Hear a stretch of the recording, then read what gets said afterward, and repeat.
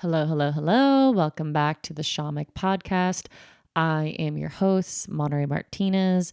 This podcast is, from the mind of my shaman self and then my comic self and, making it into a healing podcast, healing, informative, entertaining podcast. Okay. That's what some of the reviews are saying. Just kidding. No one's reviewed my podcast. Maybe you should comment. Thank you. I'm asking that in such a sincere way. I wanted to talk about a recent experience with channeling messages again. And I've said this before in a previous episode that yes, I channel. Channel is just a spiritual word for saying like receive messages. So it's just when you get your brain into a altered state of consciousness by calming your mind down by altering your brain waves, basically.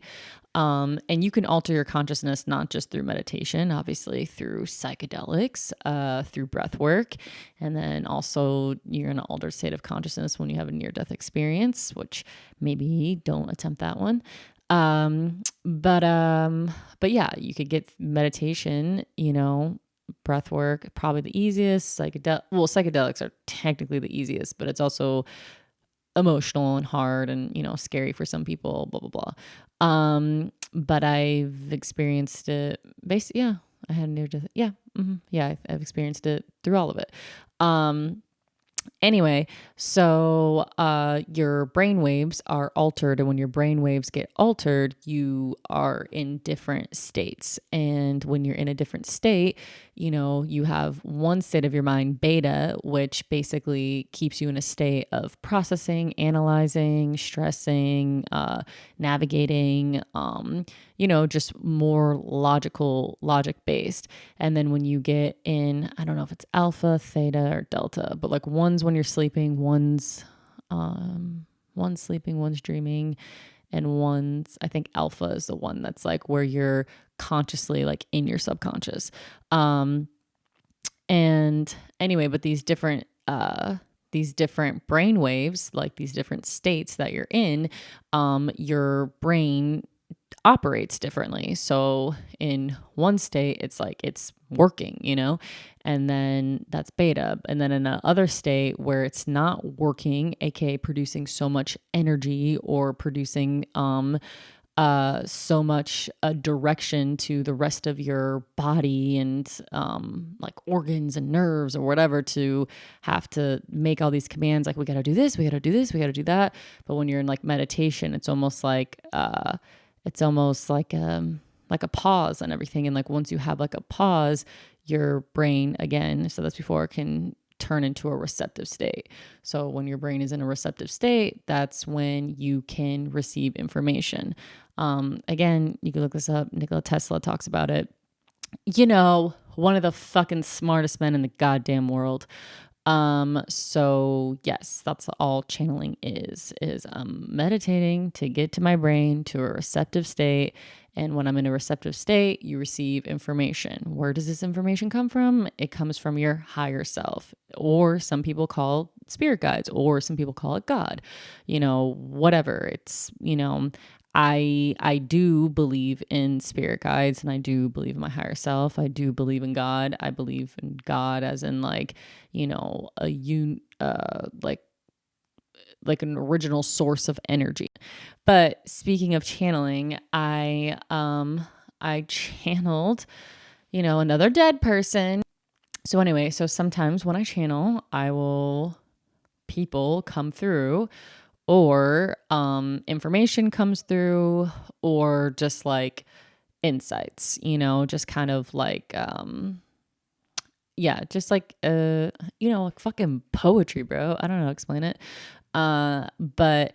And how do I know, like, when I'm channeling, like, that I'm talking to a spirit? Because they say very specific things where it's like, and not only are they saying things, I'm seeing things. And it kind of feels like when it happens to me, I feel the middle of my forehead. So like my pineal gland or whatever the fuck, third eye, whatever you want to call it.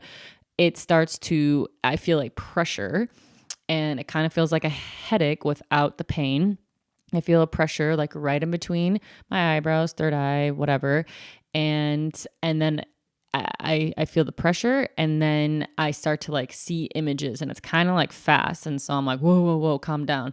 But like as I'm like seeing flashes of images, I'm also like hearing words that like go with it, but it's not through sound. I can't explain it. So I'm not hearing the words through my ears. I'm hearing the words like as if like they're being whispered to my brain. Does that make sense? Help me, save me. But yeah, so it's like it's just really fast, and it's like, every time this has happened to me and I'm talking to the spirit or whatever the fuck, I'm asking for specific affirmations to then when I communicate with whoever I'm supposed to communicate with, like say it's the relative of the person who, died. I'm like, okay, like, what did you look like? Or like, what is something specific? And they'll just give me things to tell them. And then I tell the person and it's spot fucking on. So it's like, where the fuck would I pull that information from? Tell me. Like, I don't, like, if everybody's like psychics are fake or whatever, sure, great. If that's what you think, like, I'll go along with you. But where am I getting this information? Like, that's fine. Psychics are fake, but then somebody's got some type of fucking electronic tool, synced up with my brain that I'm pulling this random information from people I've never met before and giving it to me. And then it's just, I'm spewing it out to a random stranger. Like, how the fuck does that happen? But psychics are real. I've talked about this so many times.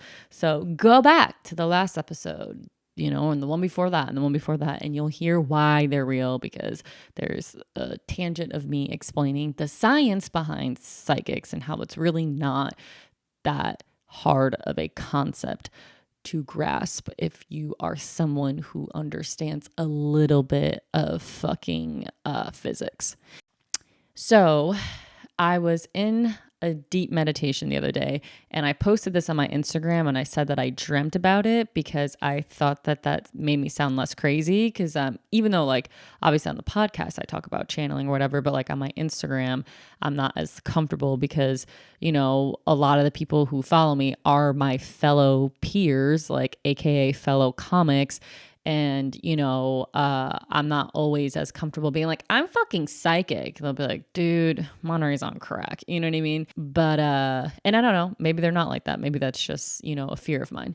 But yeah, so I'm not as forthcoming about it. So like when I post stuff, regarding being psychic or intuitive or, anything again involving the spiritual world, I'm not always as comfortable being like direct about it. So anyway, I made a post and I was like, hey, I keep having this dream, but it wasn't a dream. I do have dreams about stuff, but never involving other people. It's always just me, myself, and I, because I'm obsessed with myself. But yeah, I don't usually have like prophetic, whatever the fuck. I don't usually have those types of dreams. It'll just be like for my own personal use. But when I meditate and I channel, other people's shit comes in. Anyway, so I was in a deep meditation, and the two big major things that revealed itself or came forth was about love, and then the story I'm about to tell you right now. So I'm in this meditation, and I all of a sudden start to get that pressure. I start to, see those images coming in fast. And so I was feeling that like anxious feeling or whatever. And so I'm like, okay, here we go. And then boom, I see a boy, an all-American blonde-haired boy. And again, it's like fat. It's not like playing like a movie, it's just like image. And so I'm seeing a blonde hair boy. I'm seeing a football jersey. I'm seeing a car accident. I'm seeing a pair of keys being jiggled. I'm seeing, I'm just getting chills right now. I'm seeing, a pair of keys being jiggled. I'm seeing, I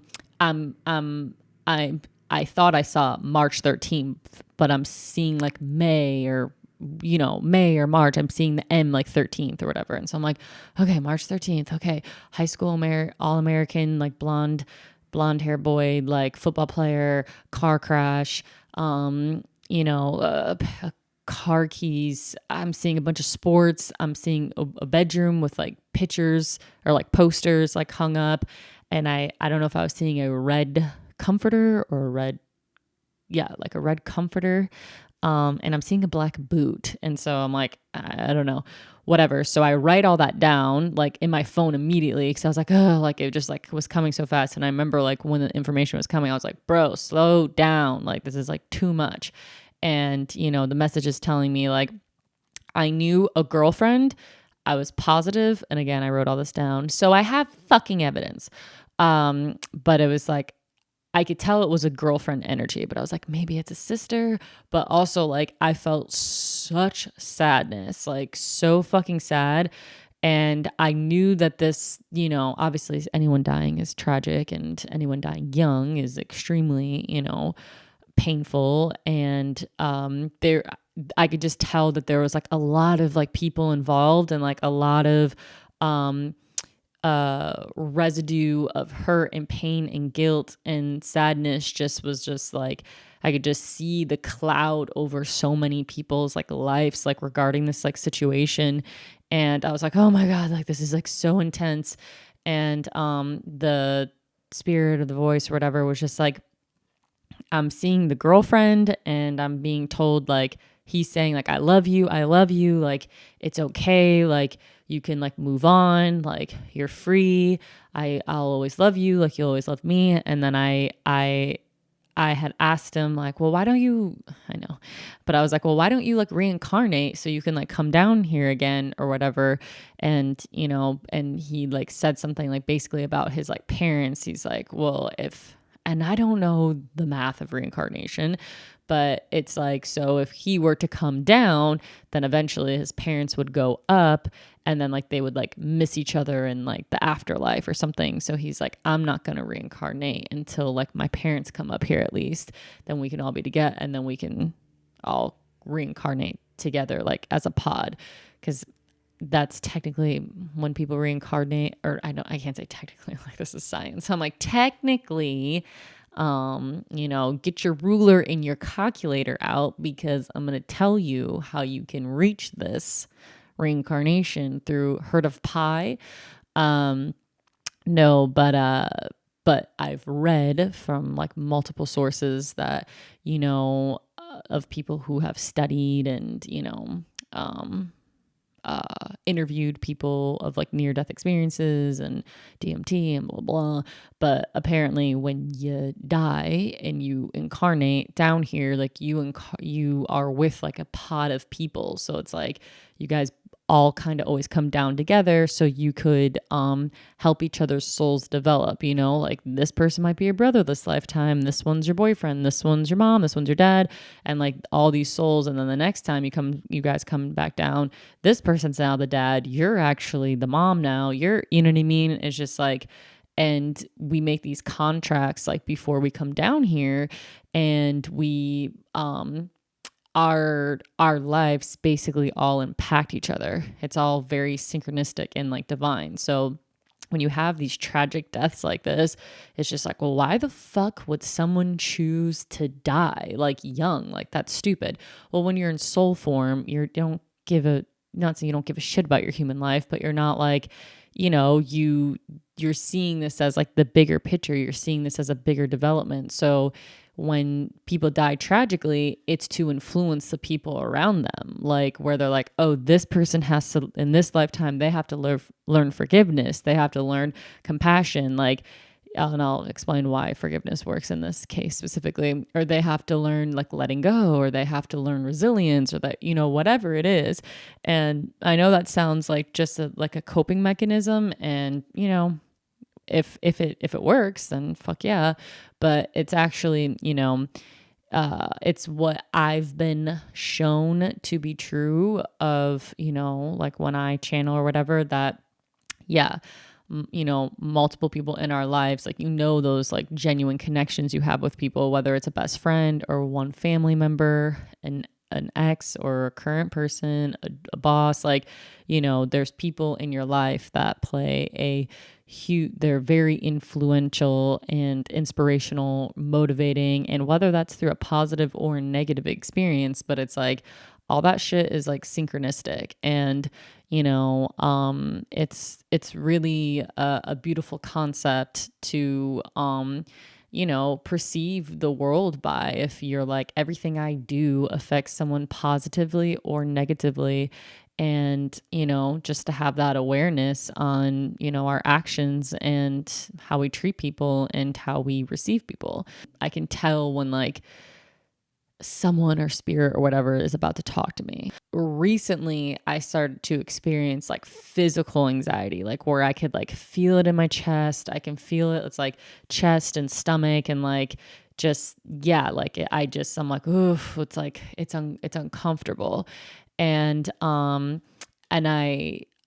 noticed that a lot of the times when I'm having these anxious feelings, usually when I meditate, somebody or some information like pops through. So it's almost like it's trying to come in, and it doesn't have anywhere to go. So I have to like get into the state, receive the information, and then the anxiety like subsides. But anyway, so I was receiving that information and feeling really sad. The voice is saying like, I love you, like it's okay, like you're free, and him showing me like all the guilt around it.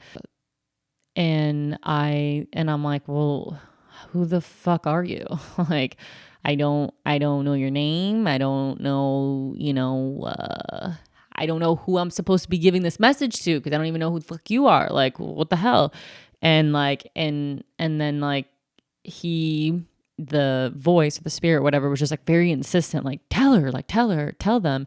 And I'm like, and then I was like, Instagram, I guess I'll just post it on Instagram. I was like, they were like, trust me, it's someone that someone's going to see it. The person will see it.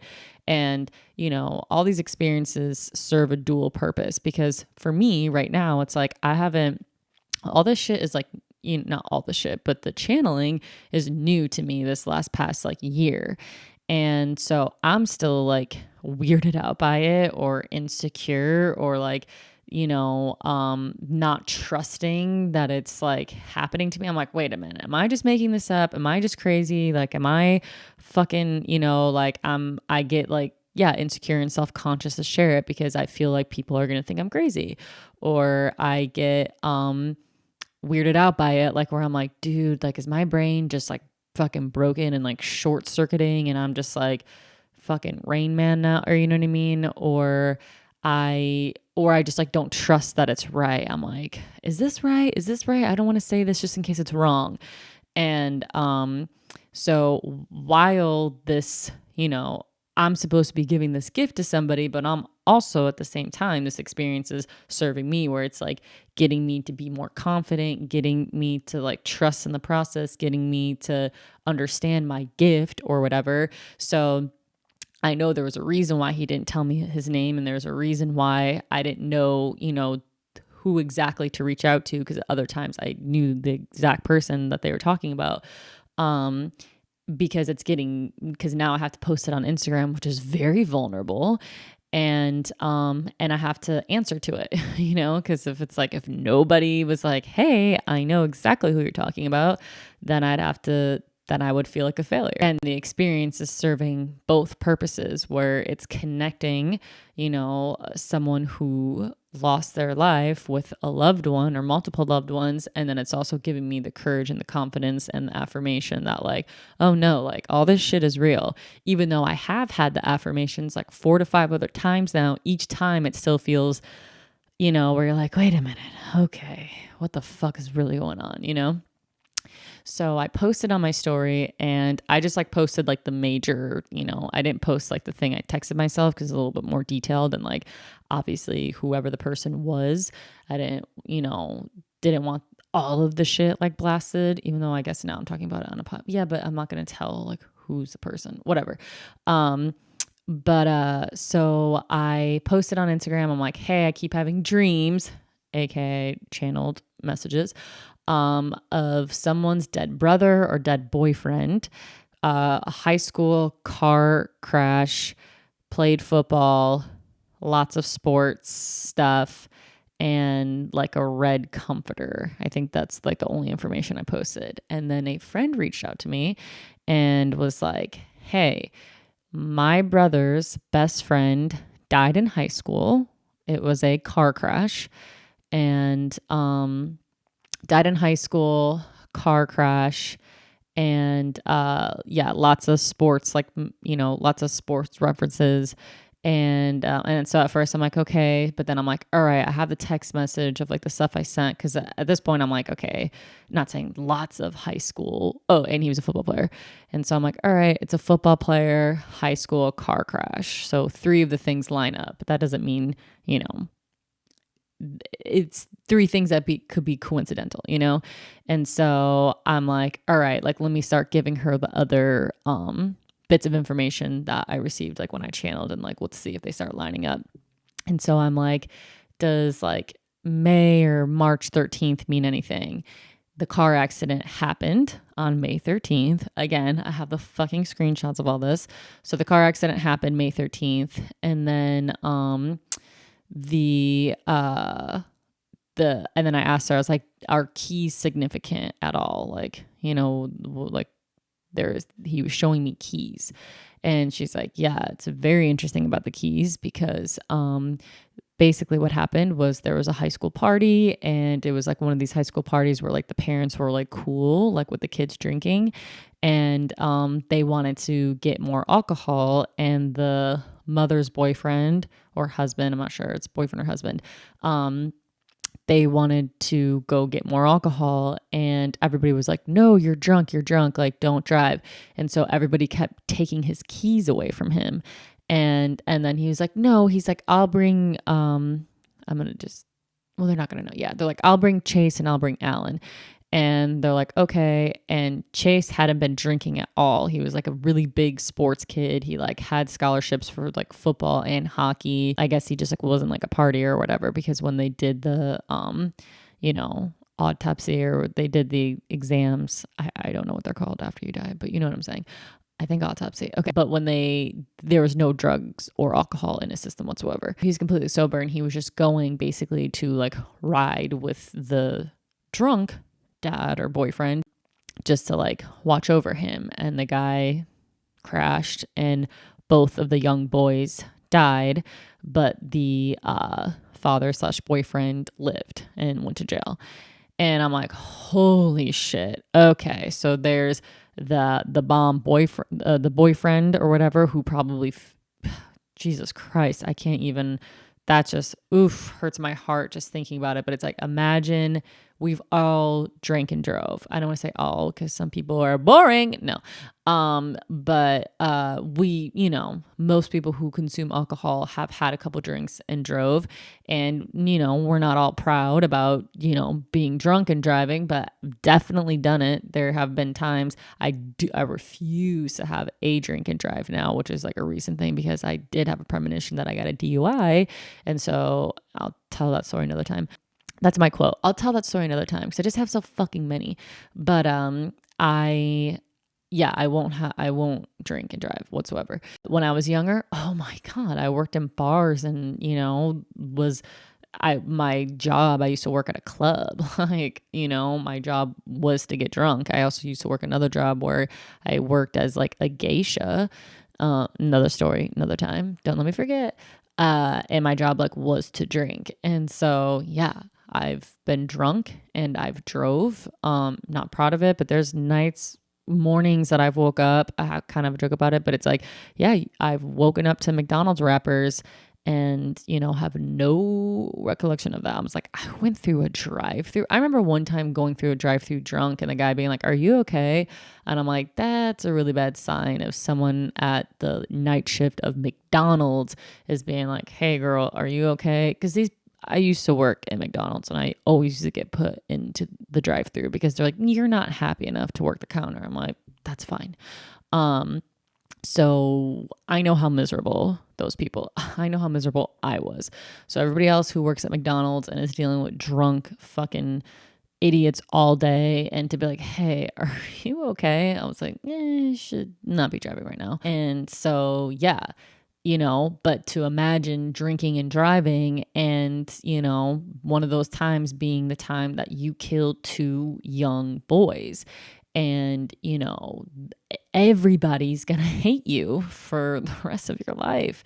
And you have to deal with that yourself, let alone the hatred where you can't forgive yourself. And then other people also can't forgive you. And you just have to hold on to the memory of that.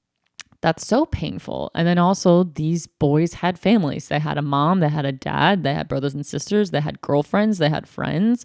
So, it's two kids losing their lives at once, so young, so much potential. And, parents losing their children. It's so fucking heartbreaking. I had a girlfriend in high school and she lost one sister in fourth grade. No. Yeah, one sister in fourth grade and then one sister when she was in ninth grade. And I'm like, oh my, it's oof. But the crazy part is that, it's sure one of the hardest things in the world, but it's like you have to grow from it. You have to learn from it. You have to apply it because, when those things happen, you're like, well, what the fuck can I learn from it? Just like how to still be alive after I lose the thing that I love the most in this world. But, yeah, you have to learn to, yes, move on despite the worst thing happening to you. You have to learn to let go. You have to learn to forgive the person who killed your son. You have to learn to show compassion. You have those are real lessons that happen out of death. Like, death, love, these things are vessels. These things are tools. These things are resources. They're not just experiences. They're not things that are just happening. These are, events. And these events are teaching moments. And these events help us evolve. And, it's not always about this lifetime. It's your soul's development, because the more your soul doesn't develop, guess what? The more times your ass has got to get reincarnated. All right. But anyway, so I make that post. The girl reaches out and is like, says the, brother's best friend, whatever, makes the keys thing. Oh, wait. I already said all that. And then so I was like, okay, so the keys thing checks out. So it's keys, high school, football, car crash. And then so she starts messaging her brother and I'm like, was there sports posters in the bedroom?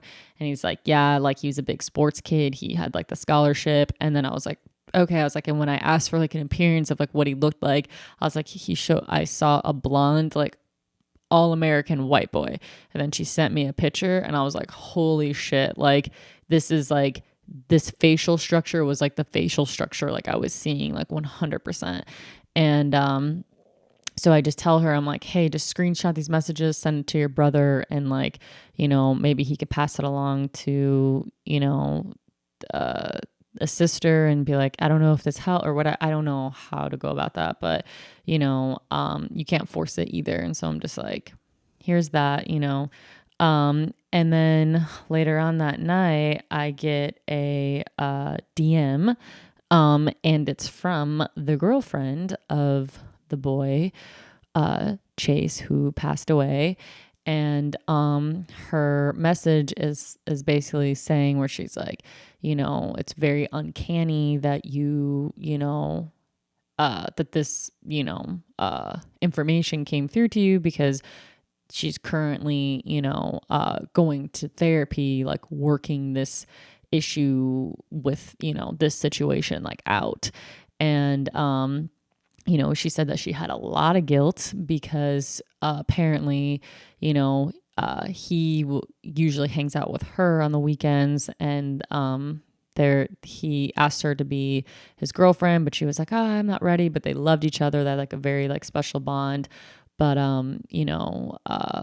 she was just like, I'm not ready, and he was avoiding her, so he ended up going to this other party instead of like hanging out with her. And when he went to that party, the rest of the events. And so she like was carrying a lot of guilt. And then like when she messaged me, I had remembered that like the message to the girlfriend was like, hey, like, tell her it's okay to like move on. It's okay to like let go. She's like free. She needs to like break free like of this like her attachment to me, because it's like it's not ruining, but it's affecting her other relationships.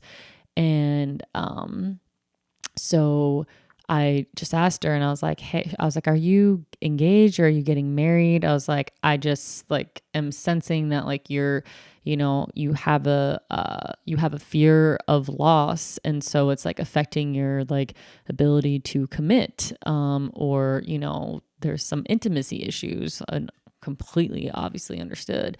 And she wrote back and she's like, I have goosebumps right now. And she's like, I'm not married, or she was married. She's not getting married, but she was married and was recently separated from her partner of 8 years because of the commitment issue, intimacy issue, and, fear of loss. And she was like, I completely felt like devastated and like, a hole in my heart, like since this thing happened. And again, like, absolutely. And so I was just like, wow. Like, and I wrote like, a nice message back.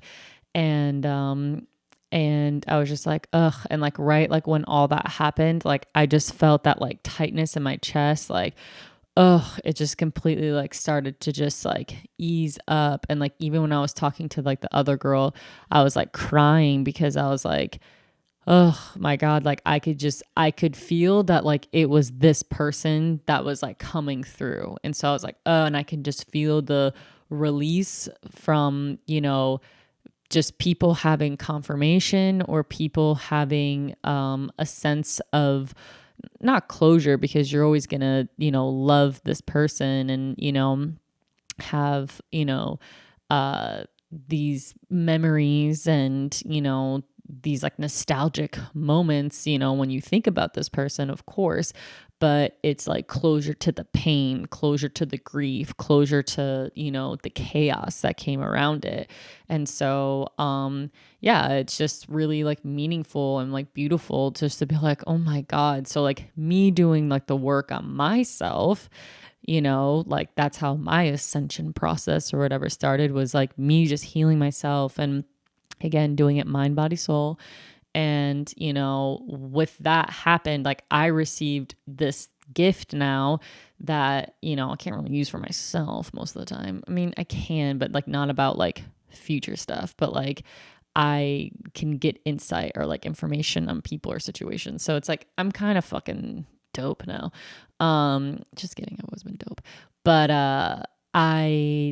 but this is a gift for me, but it's also a gift for other people. And so it's like, wow, like working on myself has now helped other people heal too. Like my healing has now brought healing closer to other people. And it's like, it's just a ripple effect. So it's like, imagine what happens when you heal. So like if you heal, you don't know, like you might get fucking visions, or you might just be a dope painter, and you make these cool paintings that make people like feel this like certain type of like vibe, or just, this like energy just comes through and it makes people happy. Or you make music, or you when you heal, you discover that you're an amazing chef, whatever, you know what I mean? Or you're just so happy that you light up the room when you walk into it, and people are like, oh my God, like I love this person. And you guys have these interesting conversations and you inspire people. And then that person, the next day they're in a good mood at work, you know what I mean? So it's like,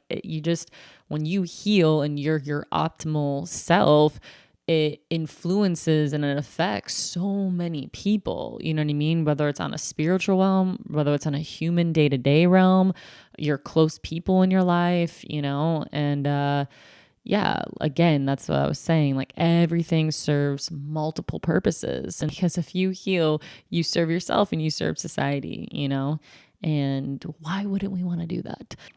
So the card that I pulled for today is from a fairy deck, and it is the card of inner power. So my interpretation of inner power is being able to rely on yourself, and being self-assured with who you are, what you are, your needs, your wants, your priorities, and being okay with whatever it is.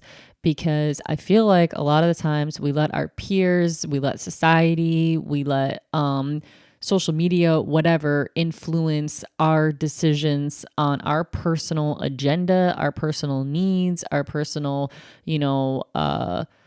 ways to get the things that we want or need. And I think it's awesome to be inspired by people or to be motivated or to look at someone and use it as a blueprint, but you have to be comfortable with knowing and understanding that you, just as how unique you look as a person, that is how unique your design is for receiving success or finding happiness or reaching peace. Like, not everybody's path is going to not consume, is going to consume, what's the word I'm looking for?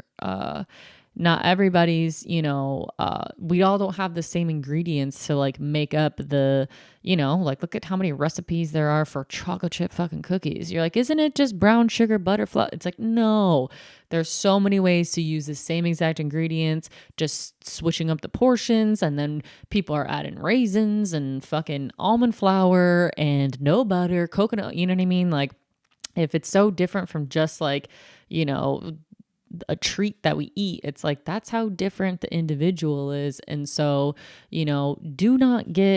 don't harp on, you're like, well, this person, they made it by like, doing this market research fucking seminar, and it's $4,000, but all the people who did it, they became millionaires. Or, okay, this person, she did this diet and I want a body just like hers, so this has to work for me. Or, well, this person dropped out of school and they're fun, you don't, whatever. It's like, great, awesome, that worked for them, based on their circumstances, based on their resources, based on their experiences, based on the applied knowledge that they use. You know what I mean? It's fucking different. So use people as motivation and inspiration, but don't rely on it. Don't hold it to be truth. Don't hold it to, be this like impeccable answer that like has to give you results, and it's okay to try multiple things, but like, just if things don't work out, that's all right. Just, you'll keep finding the thing that's for you.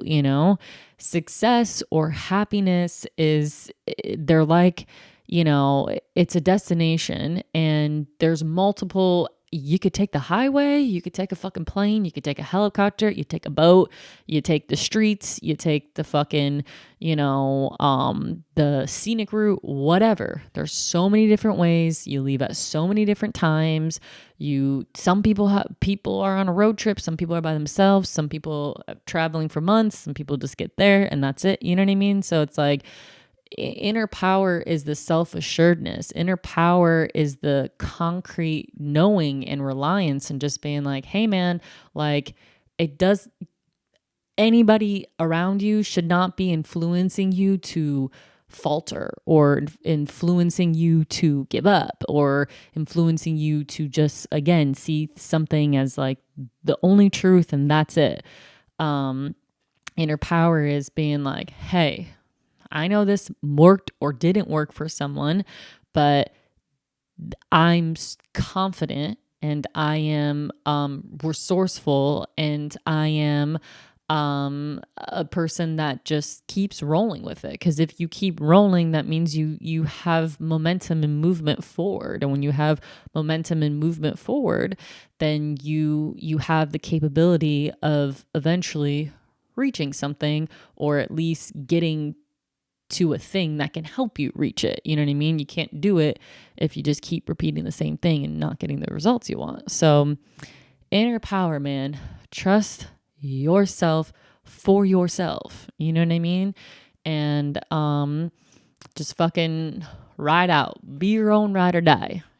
So if you are convicted, are you a criminal?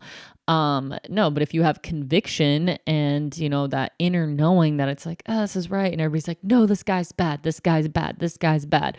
And it's like, no, if you are like, no, there's something about him, follow it, because it's like you are the only one who knows. Maybe you're the person that changed him, or maybe you did have to get your heart broken, because when you got your heart broken, you're like, oh my God, now you developed and learned this whole other part of you that you're like, holy shit, like I really needed to work out my trust issues with my dad from when he left my mom, yada, yada, yada. Okay. So, just because, you know, something is bad or good, it's your experience with it. It's your process. So, you know, have the inner power to, you know, be comfortable with what you want, what you're looking for, what you're willing to do or not do. Just self-assuredness. That's what inner power means to me. But anyway, I hope you guys enjoyed this episode. And have a good rest of your week. And thank you for tuning in. Please like, share, subscribe, comment, or I don't know, leave a fucking review. Yeah. All right. Have a good one, and I'll talk to you soon. This has been the Shamik Podcast with Monterey Martinez.